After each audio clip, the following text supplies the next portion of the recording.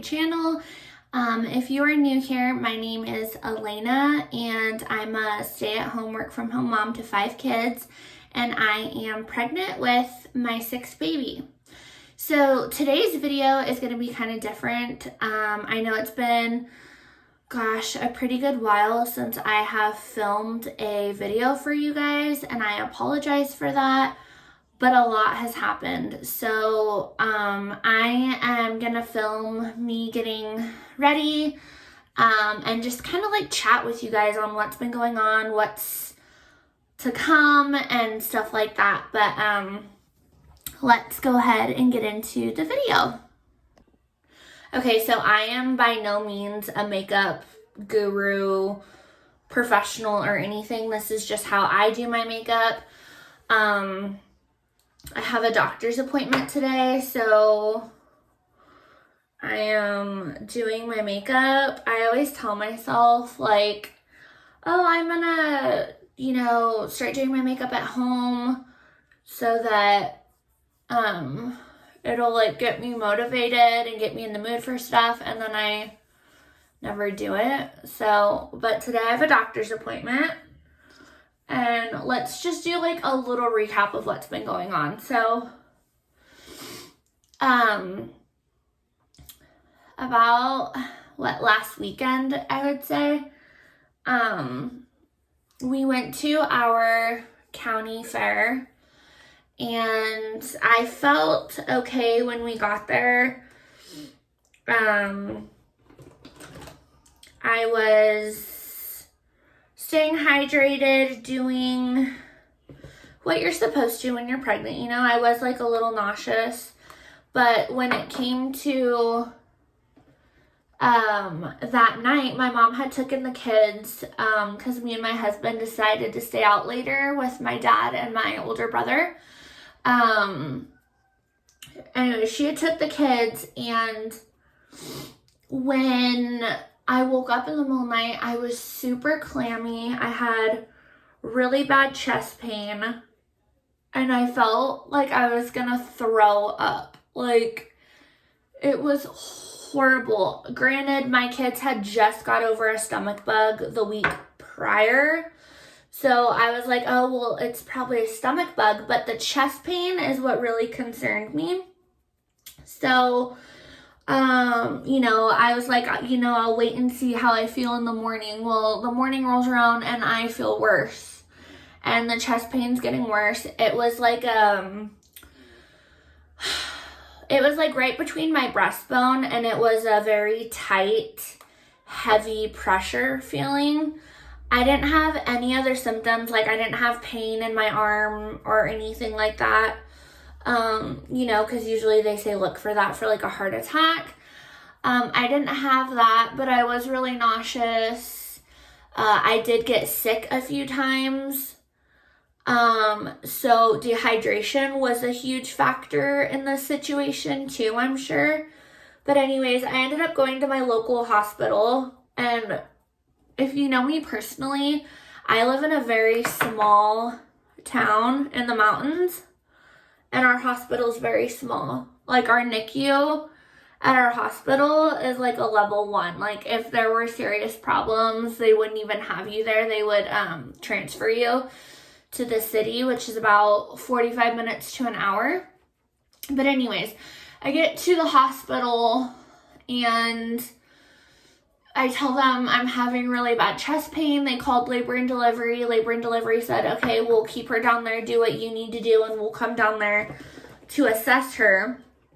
So they get me in a room, and the nurse is like, wow, your blood pressure is really high. So my blood pressure was like 168 over 98, I believe. And my heart rate was 116. And so they hooked me up to do EKG, and they also like drew labs and stuff like that. But anyways, my EKG came back normal. My potassium was low, which I expected because I had been vomiting a lot. They had given me IV fluids because I was extremely dehydrated. My pee was like really yellow, and that was because I couldn't keep any fluids in my body at all. And then they started me on potassium because my potassium was really low. So then labor and delivery comes down and is monitoring the baby. Oh, your baby looks good, but she just looks really sleepy, which to me didn't leave me very, what's the word, like comfortable. Like, I know that babies have sleep cycles, but because I was feeling so cruddy and I was dehydrated, for her to tell me she's just sleepy, I was kind of like, I don't know. So anyways, they ended up discharging me saying like, this is probably acid reflux or whatever. And like, if you've been pregnant, you know the difference between acid reflux and like chest pain. Acid reflux doesn't feel like chest pain to me. It just feels more of like a burning sensation, you know? So I went home and I'm just crying because I can't figure out why my chest hurts so bad and it's freaking me out. And so we ended up going to a big city hospital. So we drove 45 minutes away. And they were phenomenal. Like, not that the labor and delivery at my hospital isn't great. They are. I've delivered all my children there. But I just wasn't comfortable that she was just like, oh, like your baby is sleepy. So I went there. They did an EKG as well. Well, they also ended up doing an ultrasound in my legs to rule out blood clots. He said, I don't think you have a blood clot in your legs because you're not complaining of any pain. And then he did a chest x-ray, which I was really nervous about. I kept asking, like, is this safe? Is this safe? And he said, you know, we're going to put multiple shields on you to protect her. So I said, okay. So they did that. And he said this is what stinks. So the only way to really rule out a heart attack, not a heart attack, a blood clot when you're pregnant is to get a CAT scan. And with a CAT scan, there's more radiation. There's no way to protect her in my stomach because you're going through a big machine. So he had said, you know, this is a decision that you're going to have to make. Are you comfortable with doing this? Or, you know, you don't have to. He said it's completely up to you. But as a medical professional, I have to say, if you're having chest pain, I really recommend that you get a CAT scan. And after talking with my husband, we agreed not to get a CAT scan. Because what if something were to happen to her? You know, and so I declined it. I knew the risk of me declining it. You know, I could have a blood clot and it could kill me and her basically, but I was not comfortable with the CAT scan thing. So anyways, they discharged me because, you know, without a CAT scan, they can't tell me if I'm having a blood clot or not.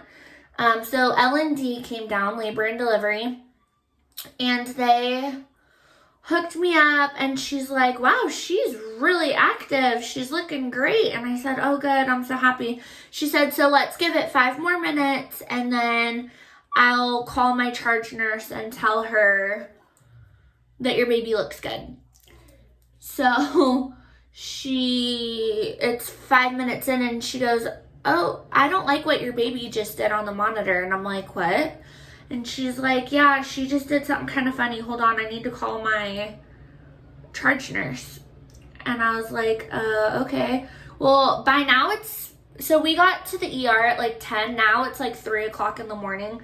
My husband's absolutely exhausted. I'm exhausted because you obviously aren't going to sleep when you're in the emergency room because you have no idea what's going to go on. You just plan to go home 90% of the time.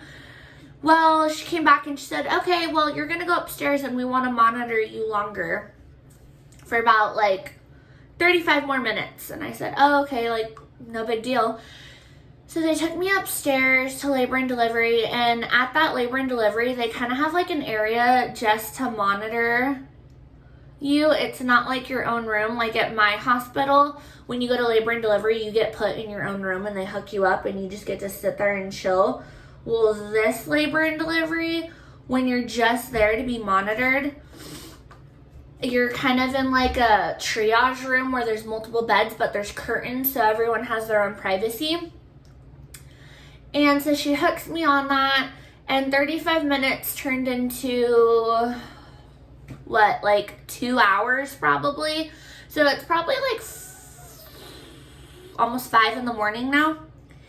And she comes in, she says, okay, you're not going home. We're going to admit you and put you in a room because we want to monitor the baby throughout the night. And I said, okay.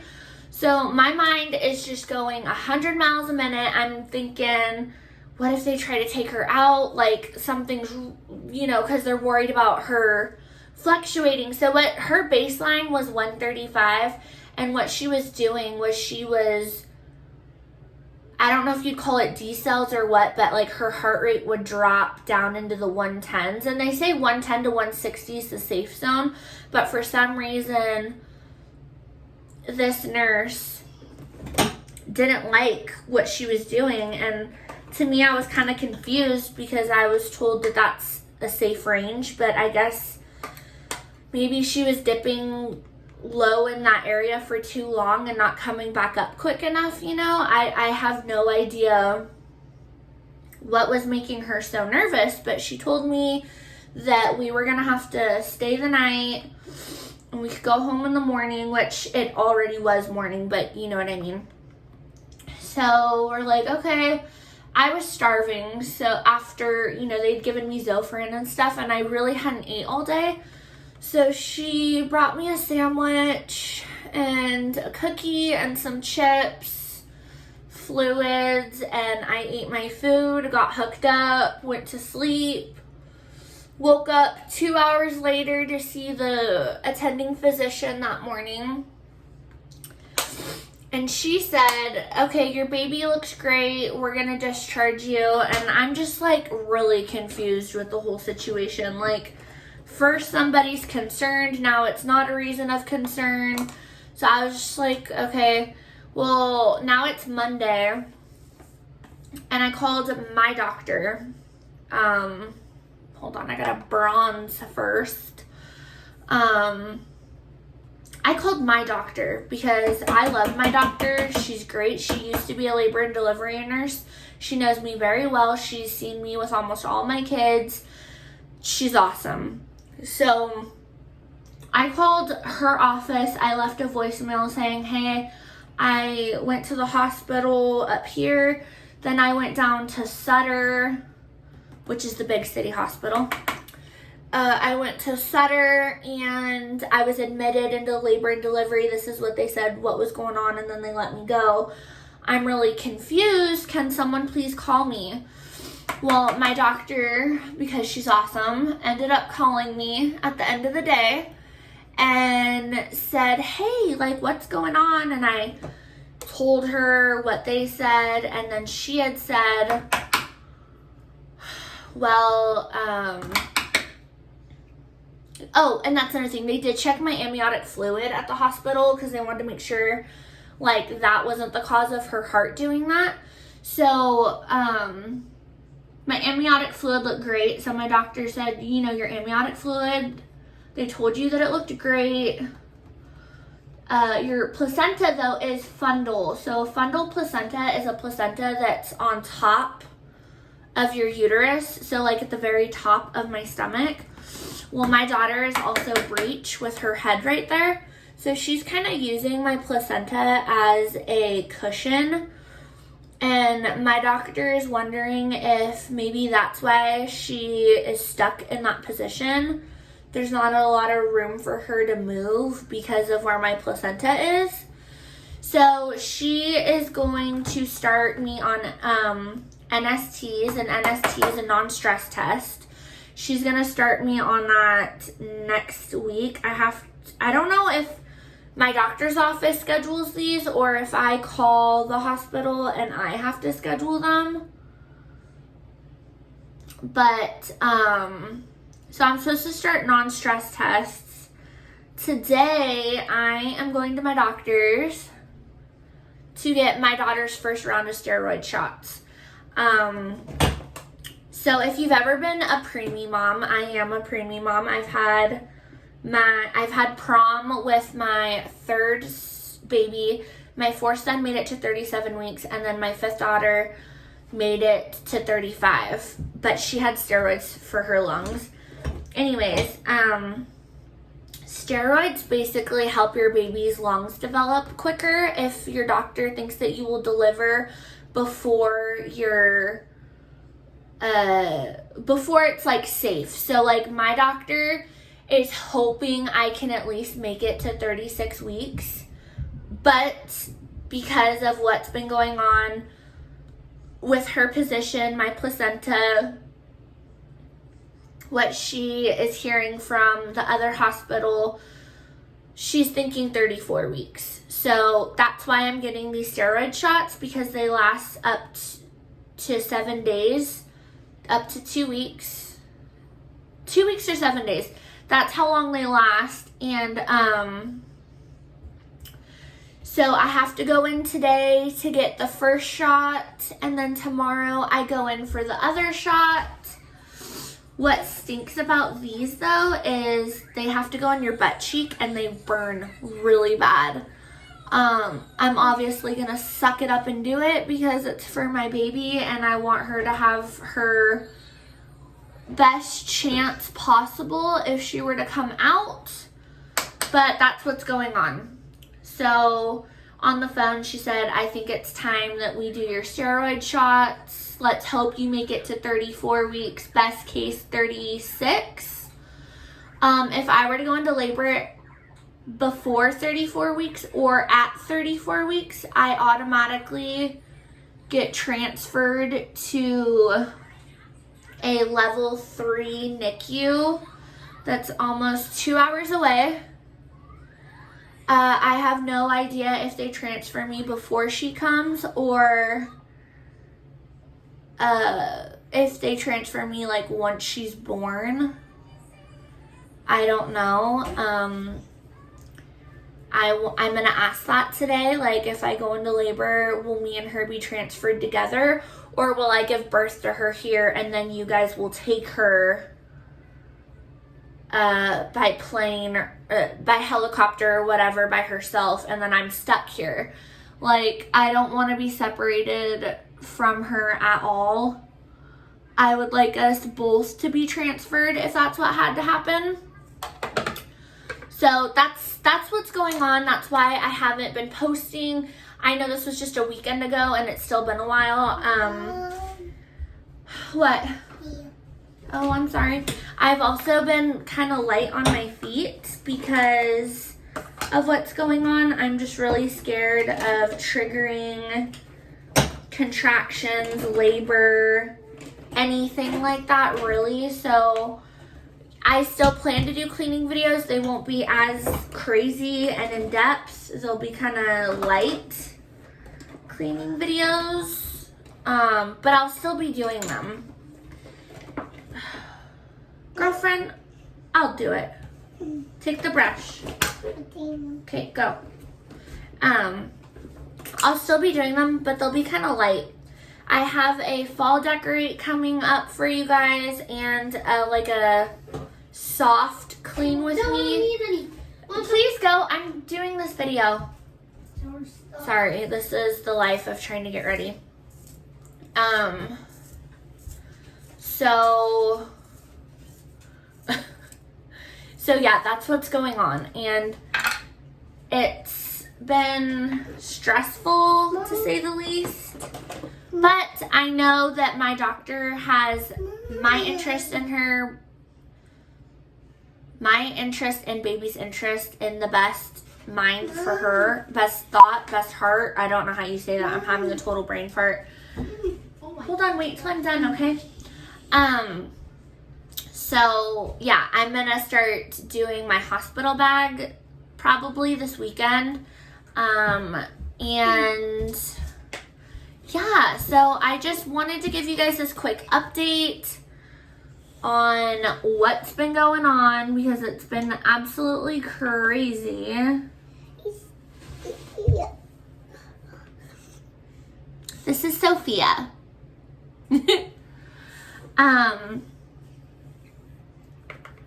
But if I have an update when I come out of the doctor's, okay, I'm back.